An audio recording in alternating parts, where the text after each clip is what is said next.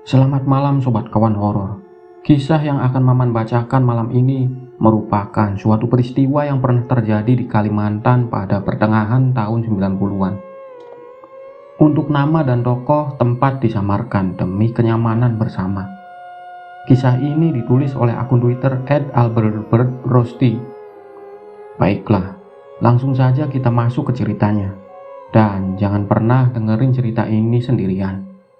Karena terkadang mereka tidak hanya hadir di dalam cerita.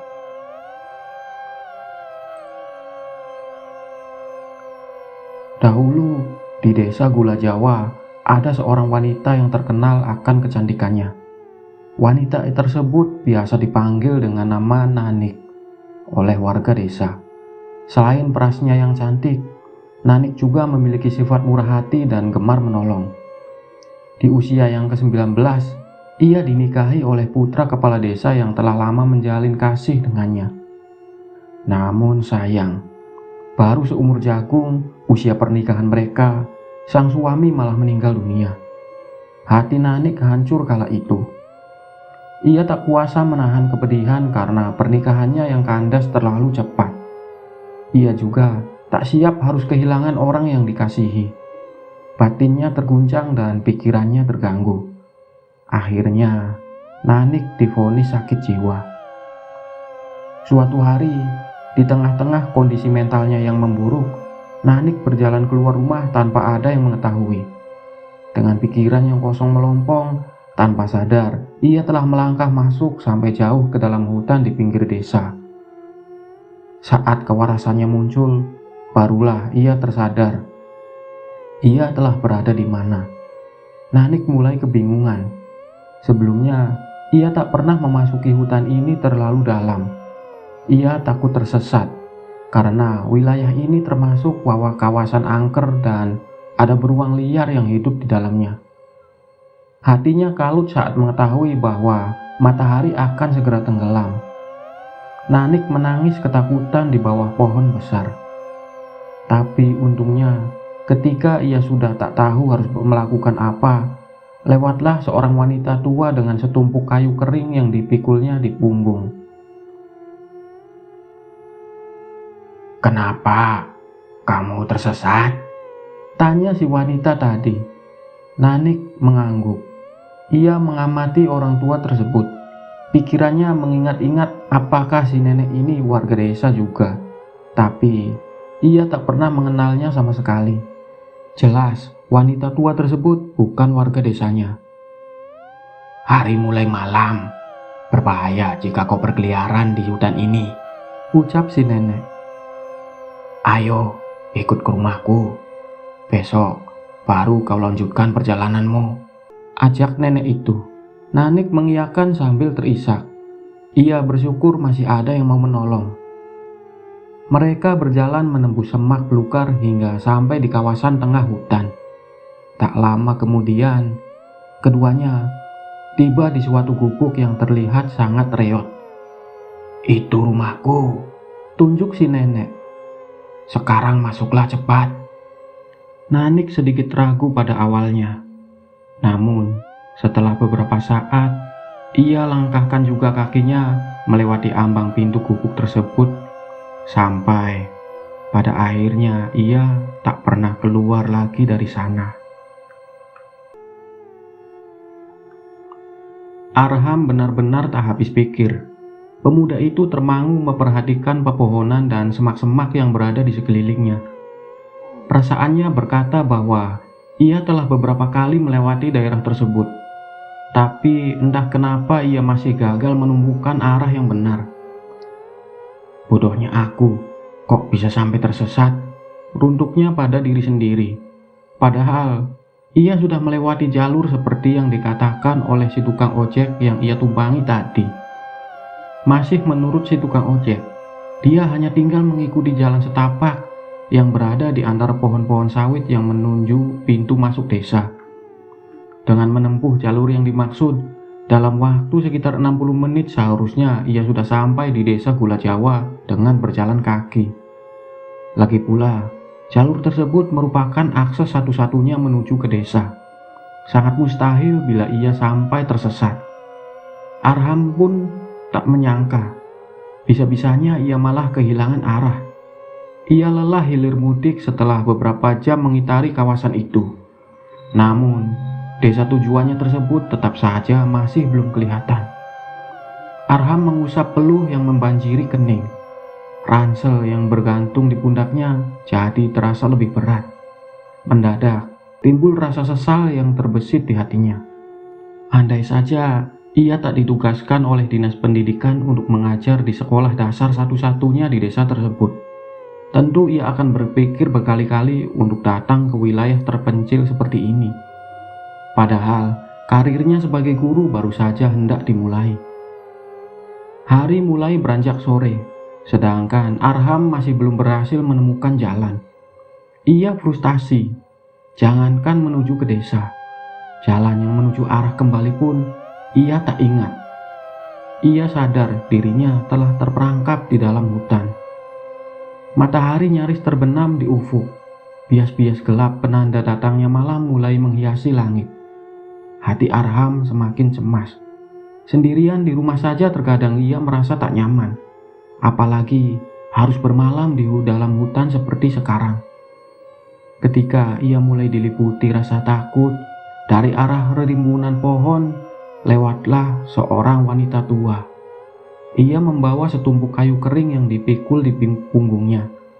Tumpukan kayu tersebut terlalu banyak, sehingga tubuhnya yang ringkih harus membungkuk karena saking beratnya beban yang dipikul. Matanya menatap tajam ke Arham dengan pandangan curiga. "Mau apa kamu di sini?" tanyanya ketus. Arham agak gelagapan saat ditanya, tapi di sisi lain ia lega karena masih ada orang di hutan ini selain dirinya.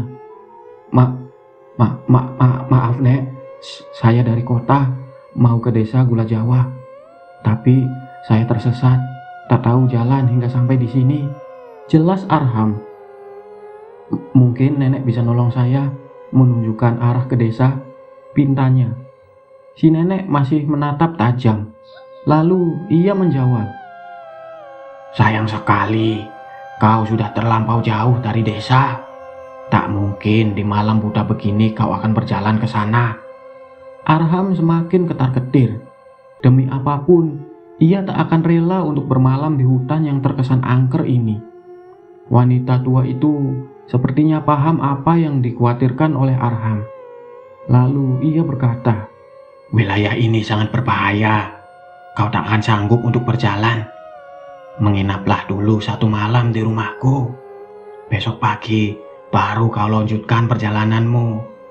Arham menghela nafas yang tadinya berat. Sekarang ia merasa lega. "Baiklah Nek, terima kasih atas tumpangannya," ucap Arham penuh syukur. "Ayo ikut aku," ajak si nenek tanpa berlama-lama. Ia berjalan dengan langkah lebar dan cepat. Gerakan si nenek termasuk gesit untuk wanita yang berusia senja seperti dia. Akibatnya, Arham yang memang lamban jadi kewalahan mengikutinya. "Maaf Nek, saya tak mengerti dengan maksud perkataan nenek yang bilang hutan ini berbahaya. Artinya apa itu Nek?" tanya Arham dengan nafas tersenggal. Namun, si nenek diam tak bersuara. Sepertinya ia tengah memusatkan diri pada sesuatu. Arham masih mau bertanya lagi, ketika sekilas ia melihat ada sepasang mata yang sedang memperhatikan mereka dari balik pepohonan. Sekarang, ia malah khawatir jika ia sedang diintai untuk diincar nyawanya. "Nek," seru Arham kepada si nenek yang tetap lurus berjalan. Ia tak menggubris, tapi melihat dari gelagatnya yang menunjukkan sikap waspada, kemungkinan ia telah tahu ada seseorang yang membuntuti mereka berdua. "Percepat saja jalanmu, jangan hiraukan," perintah si nenek. Arham pun menurut. Mereka berjalan jauh menembus semak belukar yang meninggi serta melewati deretan pepohonan yang besar. Setelah cukup lama berjalan, sampai juga mereka di kawasan tengah hutan. Malam semakin larut berselimutkan gelap. Dari sini, Arham dapat melihat sebuah bangunan kecil yang sebagiannya diterangi oleh cahaya dari obor. "Itu rumahku," ucap nenek. "Masuklah dulu kau ke dalam," suruh nenek ketika mereka sampai. Mata Arham memperhatikan bangunan yang disebut rumah itu. Alih-alih berupa rumah, bentuknya lebih mirip gubuk reot yang nyaris rubuh. Hati Arham merasa heran. Seorang tua yang telah lanjut usia bisa mendiami bangunan semacam itu. Tapi kemudian ia maklum, daerah yang ia datangi ini memang masih termasuk wilayah pedalaman. Dan bisa jadi di desa sana pun masih dapat ditemukan bangunan lain yang serupa. Si nenek tadi telah selesai menyusun kayu kering di samping gubuknya. Melihat Arham yang masih melamun, ia membentak dengan suara keras, "Cepatlah kau masuk, anak muda. Jangan lama-lama di depan pintu." Tak sabar, ia cengkeram lengan Arham lalu menariknya dengan paksa ke dalam rumah. Diperlakukan seperti itu, Arham hanya menurut. Kondisi dalam gubuk sangat memprihatinkan. Di dalamnya cuma terdapat satu ruangan kecil dan sebuah dapur yang lantainya ambruk setengah. Namun, ketimbang harus kedinginan di luar, Arham lebih memilih untuk berada di dalam gubuk ini karena hawanya yang lumayan hangat. "Kau bisa tidur di sebelah sana." Si nenek menunjuk ke sudut ruangan yang lantainya beralas selembar anyaman bambu. Seorang bocah perempuan sedang berbaring di sana. Kedua matanya terpejam. Ia tertidur pulas. "Itu cucuku. Tidurlah di sampingnya. Tapi jangan ribut. Nanti ia bisa terbangun," terang si nenek lagi. Tanpa banyak bertanya, Arham berjalan ke tempat yang ditunjuk tadi. Badannya terlalu letih. Ia ingin langsung tidur. Hati-hati, ia letakkan tubuhnya yang agak tambun di tikar anyaman. Sengaja ia ambil posisi agak menjauh dari tempat si bocah perempuan berbaring. Ia perhatikan penampilan bocah tersebut. Anak yang aneh, batin Arham. Tinggi badan bocah perempuan itu pendek. Kira-kira seusia anak yang berumur 6 tahun. Tapi herannya, wajah si bocah tampak tua dengan kulit wajah yang dipenuhi keriput. Ia jadi terlihat setara dengan neneknya. Bahkan, ia tak memakai pakaian. Buah dadanya yang kendur terpampang jelas di depan mata Arham. Untung, masih ada selembar kain usang yang menutupi bagian bawah tubuhnya. Arham bergidik. Tak mau ia melihat pemandangan suram itu berlama-lama. Lalu, ia beralih menghadap ke arah lain. Ia bersiap-siap untuk tidur. Satu lengannya digunakan sebagai bantal. Baru sekian menit ia memejamkan mata. Tiba-tiba bahunya digoyang-goyang oleh seseorang. Siapa?" Keluh Arham merasa terganggu. Ia mengerjapkan mata. Di hadapannya berjongkok seorang gadis dengan penampilan lusuh dan kumal. Gadis ini buru-buru menempelkan satu jarinya di bibir, seraya menunjuk ke arah si bocah perempuan yang masih terlelap. Arham langsung paham isyarat tersebut. Siapa kau?" tanya Arham. "Pelankan suaramu. Dengar, kau harus segera pergi dari tempat ini sekarang juga," jawab si gadis asing tadi dengan nada berbisik. Arham bingung tak mengerti. Aku hanya menumpang untuk istirahat. Besok aku akan meminta si nenek itu mengantarku ke desa. Kenapa kau malah menyuruhku pergi?" Jelasnya, gadis itu tersenyum sinis. "Kau ini lugu sekali. Lugu dan sekaligus dungu. Kau tak akan pernah sampai ke desa sebelum besok pagi." Otak Arham mencerna ucapannya. Tetap saja ia tak paham. "Apa maksudmu?" "Sekarang aku tanya, kenapa kau bisa ada di sini?" tanya si gadis tak sabar. Arham menjawab, "Aku tersesat ketika masuk hutan. Nenek itu yang membawaku ke gubuk ini." Perempuan misterius itu menyeringai sinting. Lalu ia memukul pelan kepala Arham.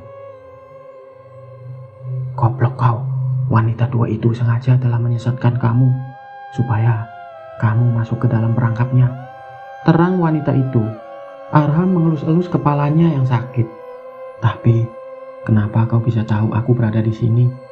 "Tunggu dulu. Kau yang membuntuti tadi kan? Tebak Arham, mulai waspada jika si gadis ini bermaksud jahat.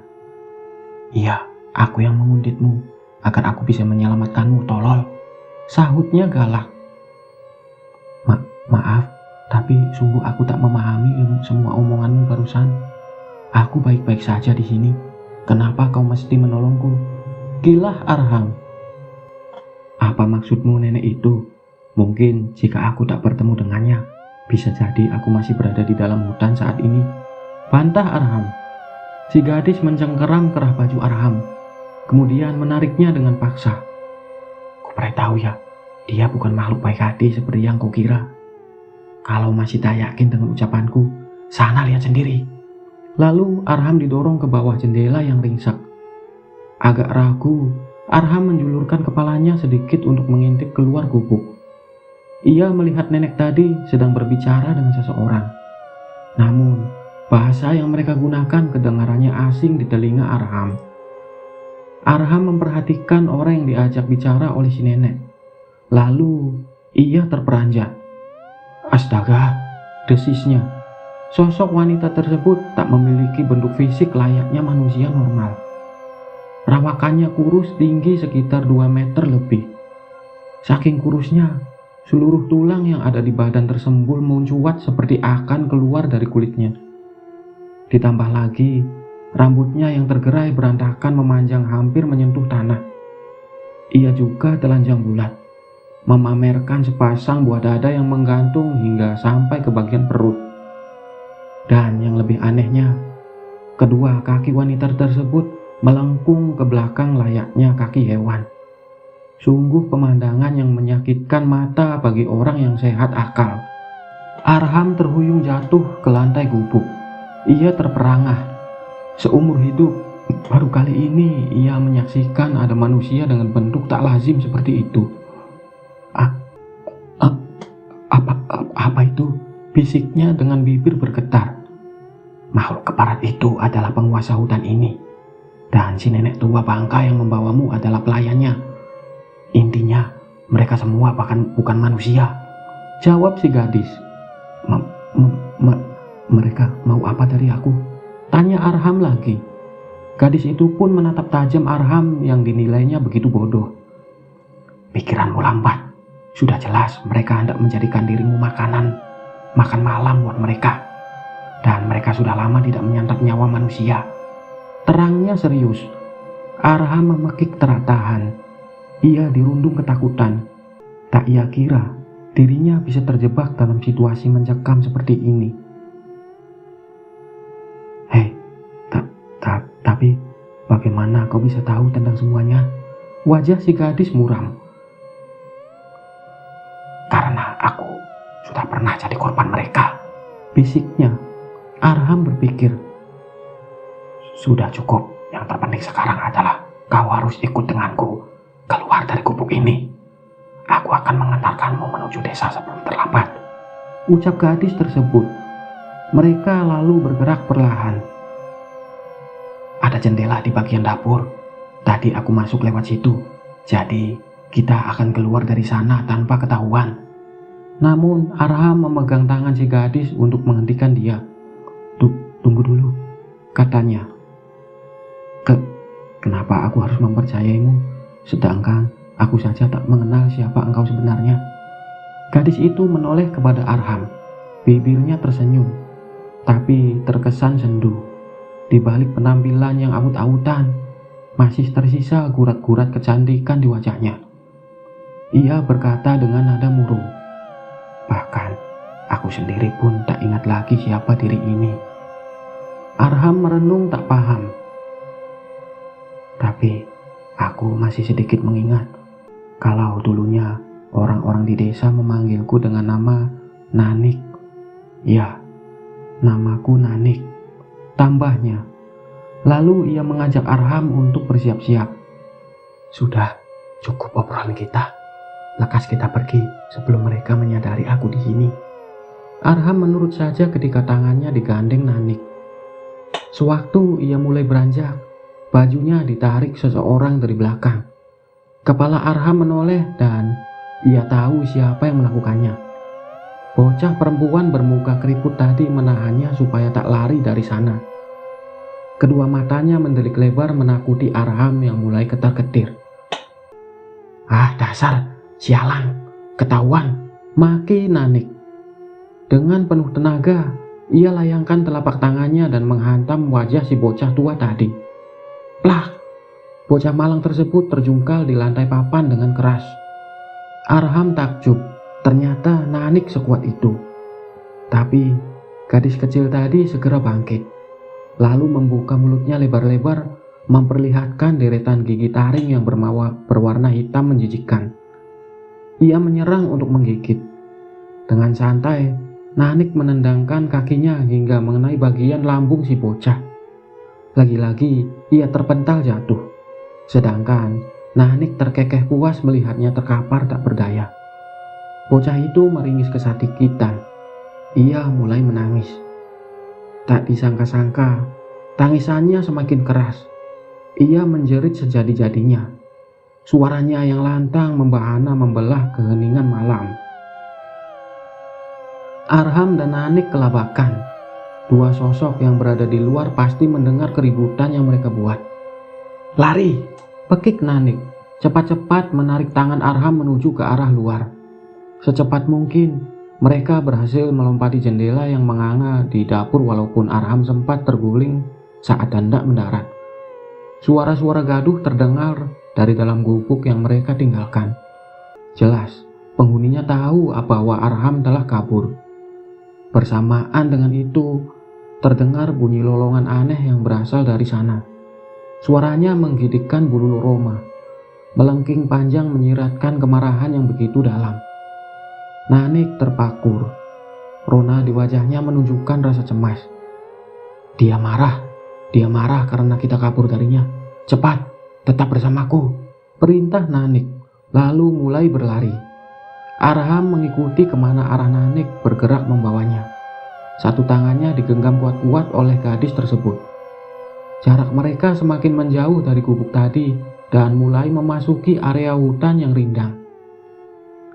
Ketika keduanya tiba di wilayah tersebut, telinga Arham menangkap suara-suara dari kejauhan. Ia yakin betul suara yang ia dengar itu tak lain dan tak bukan ialah bunyi kentongan yang dipukul-pukul.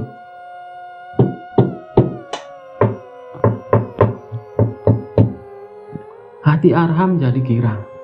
Ia tahu warga desa pasti sedang mencari dirinya yang hilang. Suara ketokan-ketokan berbunyi semakin nyaring, semakin riuh dan kian mendekat. Arham berhenti berjalan. Nanik menatapnya heran. "Kenapa kau berhenti?" Arham berkilah. "Tidak kau dengar suara itu? Warga desa pasti sedang mencariku. Kita tunggu saja mereka di sini." Bola mata Nanik membeliak. Ia memandang Arham dengan jengkel. "Kau sungguh tolol." Hei, maksudmu apa?" sergah Arham tersinggung. "Bukannya mereka datang untuk menolong? Kau ini mau mati apa? Seharusnya kita tak boleh berhenti sekarang," bentak Nanik. Sejurus kemudian, suara keriuhan tadi telah sampai di tempat mereka. Walau samar, mata Arham masih bisa melihat kemunculan gerombolan warga desa yang menenteng obor dan kentongan bambu. "Akhirnya aku selamat," gumam Arham. Cahaya yang berasal dari api obor menyinari kegelapan hutan walau biasnya temaram. Nanik resah. Jari Arham digenggam kuat-kuat. Pemuda itu merasa aneh. Apa ada yang tak beres, pikirnya. Dan gerombolan warga desa tiba-tiba saja berlari menerjang ke arah mereka berdua. Terangnya cahaya bulan purnama di malam itu membantu Arham dapat memperhatikan sekelilingnya, termasuk melihat sosok-sosok yang dikiranya penduduk desa. Mata mereka memancarkan sinar redup yang berwarna merah. Mereka juga meneriakkan kata-kata aneh yang ditujukan kepada Arham dan Nanik. Hutan yang tadinya hening kini menjadi bising dan ramai. Lutut Arham bergetar hebat. Sudah jelas orang-orang yang kelihatan beringas tersebut hendak membantai dirinya. Untung saja Nanik sigap. Tak mau membuang waktu, secepatnya ia tarik lagi Arham dan membawanya lari. Sosok-sosok bermata merah itu tak mau kehilangan buruan mereka. Lari mereka semakin laju, gerakan mereka pun semakin tangkas. Senjata-senjata semacam parang maupun golok berterbangan dari tangan mereka. Namun, tak satu pun ada yang mengenai Arham maupun Nanik. Tapi, demi melihat benda-benda tajam sebanyak itu, Arham syok juga. "Kau lihat, mereka bukan penduduk desa. Mereka penghuni gaib yang mendiami hutan. Teruslah berlari, agar kau tak jadi korban keganasan mereka," jelas Nanik. Di tengah-tengah kegelapan malam, keduanya menerobos belantara. Para penghuni hutan berbondong-bondong mengejar. Bahkan, jumlah mereka kian bertambah. Kondisi Nanik tetap prima walau telah berlari sekian jauh. Sayang, Arham tak mampu mengimbangi. Fisiknya memang lemah. Kini, ia mulai sempoyongan. Kakinya sakit. Jantungnya serasa mau copot karena lari tanpa berhenti. Arham terhuyung, lalu ia tersandung akar pohon dan jatuh bergulung di tanah yang berlumpur. Ia berusaha untuk berdiri, tapi si nenek tua muncul di depannya. Di tangannya tergenggam sebilah tombak bermata runcing dan siap untuk dihujamkan ke dada Arham. Merasa nyawanya akan berakhir, Arham pun menutup mata. Ia pasrah jika harus mati. Si nenek tertawa keras seraya mengayunkan senjatanya. Sekian detik sebelum ujung tombak itu menyentuh Arham, Nanik menabrak tubuh si nenek sekuat-kuatnya hingga ia terdorong jatuh. Arham melongo melihat Nanik yang menyerang wanita tua itu. Keduanya lalu bergumul hebat. Sebentar saja, Nanik sukses merampas tombak dari lawannya. Kemudian, tanpa ampun ia tancapkan ujungnya tepat menembus kepala si nenek. Wanita renta itu menjerit dengan lengkingan keras sebelum akhirnya ia meregang nyawa dengan kondisi mengerikan. Tewasnya sang nenek kian menyulut amarah mereka yang mengejar Arham dan Nanik. Nafsu membunuh mereka telah mencapai puncak. Situasinya semakin sulit, namun Nanik belum mau menyerah. Dipaksanya Arham yang terduduk lemas untuk bangkit berdiri. Keduanya melanjutkan pelarian menuju desa. Langkah kaki Arham terseok-seok. Sebenarnya ia tak mampu untuk bertahan lebih lama. Tenaga yang ia miliki telah mencapai batasnya. Lagi pula, luas hutan ini seakan tak berujung. Aku sudah tak sanggup lagi berlari terus, sungguh, keluh Arham. Usai ia mengucap kalimat barusan, suara lolongan yang mereka dengar dari gubuk di sana sekarang terdengar kembali. Namun, kali ini nadanya jauh lebih menakutkan. Nanik terkesiap. Ia sadar betul bahwa bahaya yang sesungguhnya baru saja dimulai. Arham masih belum mau bergerak, padahal mereka sudah semestinya harus segera melarikan diri lagi. Sekali lagi, ia memaksa Arham. Tapi pria itu menggeleng lemah. Tenaganya telah terkuras total. Sekujur tulang di tubuhnya seperti mau lepas, apalagi di bagian kaki. Kamu mirip banci. Baru lari sedikit saja, tapi kau sudah teler. Lelaki macam apa kamu ini? Bentak Nanik. Tapi Arham tak ambil pusing. Kesal melihat tingkahnya, Nanik menampar muka Arham dengan penuh emosi. "Kalau kau masih sayang nyawa, kau harus paksakan dirimu jika mau selamat. Jarak ke desa sudah tak seberapa jauh dari sini. Kumohon jangan sia-siakan perjuanganku untukmu setelah melalui semua ini." Hati Arham mencelos setelah ditampar dan dibentak Nanik. Lalu ia menuruti juga seruan wanita itu untuk kembali lari. Lolongan buas tadi memekakkan telinga mereka, disusul dengan kemunculan sosok makhluk bertubuh cangkung dan berkaki kuda yang melompat merobos pepohonan. Nyala merah di matanya memburatkan hawa jahat yang terkentara. Sekali saja ia mengayunkan kakinya, maka langkah yang dihasilkannya begitu panjang dan lebar. Sosok wanita itu yang dilihat Arham sewaktu di gubuk sebelumnya. Bahkan sudah dikatakan oleh Nanik, jika makhluk berbentuk aneh tersebut adalah penguasa gaib daerah ini. Makhluk tersebut berlari kencang hendak menerjang mereka berdua. Arham menangis ketakutan. Keringat dinginnya membasahi sekujur tubuh. Ia gemetar hebat. Nanik terperangah sejenak, namun buru-buru dapat menguasai diri dan kembali menarik Arham untuk yang kesekian kali. Cepat-cepat, pekiknya cemas. Mengetahui calon mangsanya berani kabur, si wanita semakin murka. Segera ia ubah posisinya dari berlari dengan kedua kaki hingga berubah berlari dengan posisi merangkak. Dalam bentuk demikian, gerakannya menjadi jauh lebih cepat. Lidahnya yang bercabang terjulur memanjang keluar dari mulut. Sementara kikikannya yang angker membahana seantero hutan.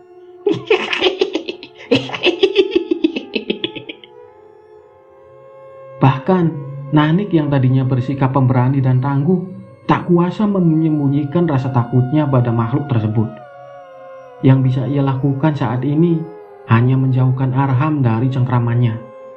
Keduanya mati-matian berusaha menghindari tangkapan si penguasa hutan. Mereka berlari dan terus berlari sampai akhirnya tiba di suatu tanah lapang. Di bukit kecil ini, Arham melihat sederetan rumah-rumah sederhana berbaris rapi di bawah sana. Wajah Nanik langsung sumringah. Berhasil, kita berhasil keluar dari hutan, jeritnya kegirangan. Benarkah? Gumam Arham ragu. Sayup-sayup ia mendengar kokokan ayam jantan, diiringi suara lantunan tarhim dari surau yang ada di sana. Malam yang panjang telah beralih ke waktu fajar.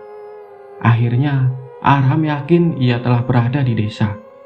Suara-suara tersebut mengalun begitu merdu di telinga Arham. Tanpa disadari, air matanya menetes jatuh. Hatinya bahagia karena berhasil melewati semua teror mengerikan yang ia alami di hutan sana. Arham berjalan perlahan menuju desa di bawah. Nanik menggiringnya dengan setia sambil berpegangan tangan. Di tepi batas kawasan hutan, Nanik melepaskan genggamannya pada Arham. Langkahnya pun terhenti. Loh, kenapa kau malah berhenti di sini? Tanya Arham, heran dengan perubahan sikap Nanik. Bukannya kamu juga mau pulang? Kamu tinggal di desa itu juga kan? Kepala Nanik menggeleng pelan. Wajahnya kembali murung. Arham menggenggam lagi jari jemari Nanik yang dingin. Hei, tunjukkan saja yang mana rumahmu.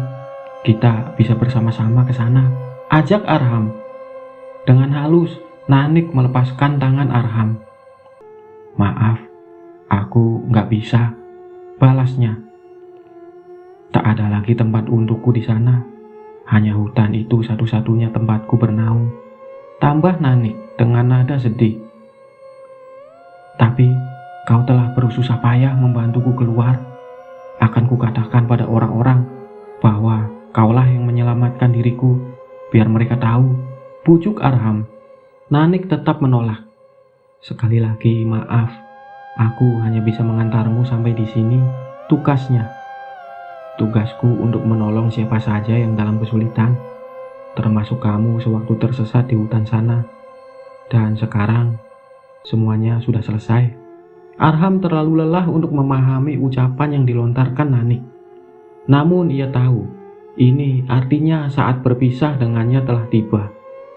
Secara spontan, dipeluknya Nanik dengan penuh rasa haru. Bibirnya bergetar mengucapkan terima kasih yang tak terhingga.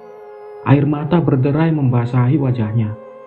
Sambil menjauh, Arham melambaikan tangan kepada Nanik yang menyaksikan ia pergi. Sungguh sulit bagi Arham untuk berpisah dengan wanita sebaik dia. Walau pertemuan mereka sangat singkat, namun Arham dapat merasakan ketulusan seorang sahabat sejati di dalam dirinya. Hati Arham dirundung kesedihan tatkala sosok Nanik tak terlihat lagi karena jarak antara mereka sudah semakin jauh. Ia berjalan tertatih-tatih menuju salah satu rumah warga desa. Dari situ, rencananya ia akan meminta bantuan lebih lanjut. Tapi ketika ia hendak menggedor rumah tersebut, kepalanya terasa berat. Tubuhnya yang letih malah ambruk di ambang pintu. Arham pun terjatuh pingsan. Setelah Arham ditemukan oleh penduduk pada pagi harinya, ia dirawat sementara di rumah kepala desa. Satu hal yang mengejutkan, Arham baru mengetahui jika ia telah menghilang 3 hari lamanya. Padahal ia merasa hanya berada semalam saja di hutan sana. Ada warga yang mengatakan bahwa hutan di kawasan pinggir desa tersebut memang angker. Namun, jarang sekali ada orang yang tersesat di dalamnya. Dan menurut pengakuan warga juga, baru kali ini ada orang luar yang kesasar saat hendak masuk ke desa mereka. Arham jadi malu. Tapi, pikiran Arham masih linglung. Beberapa pertanyaan yang diajukan oleh kepala desa tak dapat ia simak dengan seksama. Kejadian demi kejadian aneh yang berlangsung selama ia berada di hutan, seolah hanya seperti mimpi buruk belaka. Ia sudah lupa detailnya seperti apa. Sekilas, Arham ingat dengan seseorang yang telah menyelamatkan dirinya dari mara bahaya ketika ia dikejar-kejar di hutan. Tanpa bantuan dari orang tersebut, mustahil dirinya berhasil keluar dari wilayah tersebut dalam keadaan hidup. Nanik. Ia ingat betul dengan nama itu. Kepala desa dan beberapa warga yang ada di situ terperanjat mendengar Arham. Awalnya mereka ragu, namun akhirnya mereka mengungkapkan suatu fakta. Dengan raut wajah sedih, kepala desa berkata, "Sebenarnya, Nanik adalah istri dari putraku yang telah meninggal. Namun sayang, Nanik pun sudah tak ada lagi di sini." "Kalau begitu, di mana dia sekarang? Aku ingin menemuinya. Aku harus berterima kasih pada dia," desak Arham. Lalu kepala desa menjawab dengan dalam, "Maafkan saya, tapi Nanik sudah lama wafat. Ia ditemukan meninggal setelah menghilang beberapa hari. Bahkan saya sendiri yang mengangkat jasadnya dari gubuk tengah hutan itu 5 tahun yang lalu." Arham terhenyak. Satu persatu adegan ketika ia melewati berbagai teror bersama Nanik melintas di kepalanya. Terlalu banyak yang belum ia pahami seutuhnya mengenai peristiwa malam tadi. Arham berpikir keras, namun tak juga menemukan jawaban yang pasti. Hati Arham pilu. Sekali lagi ia menitikkan air mata. Lalu di dalam hati ia berdoa untuk kebaikan Nanik yang berada di alam sana. Gerimis membasuhi bumi dengan syahdu pada siang hari itu. Dari dalam kelas yang telah sepi, Arham melamun memperhatikan rintik-rintik yang membasahi jendela. Sudah 4 bulan lamanya ia menetap sambil mengajar di desa Gula Jawa. Sedikit-sedikit, ia mulai menyukai desa ini, baik dari faktor penduduknya, suasana yang sederhana, dan juga lingkungannya yang masih asri. Arham tergugah dari lamunan panjang ketika matanya menangkap sesosok perempuan sedang berdiri di tengah-tengah hutan. Perempuan yang tampak tak asing tersebut memperhatikan dirinya dengan tubuh basah bermandikan gerimis. Seketika Arham bahagia. Ia tersenyum melihat Nanik yang ada di sana. Baru sekarang ini ia muncul kembali setelah pertemuan terakhir mereka saat kejadian di hutan waktu itu. Nanik pun membalas senyuman Arham dengan senyuman yang begitu tulus. Bibirnya berucap pelan, mengatakan selamat tinggal. Lalu, ia melangkah mundur ke balik pepohonan dan kemudian sosoknya pun menghilang.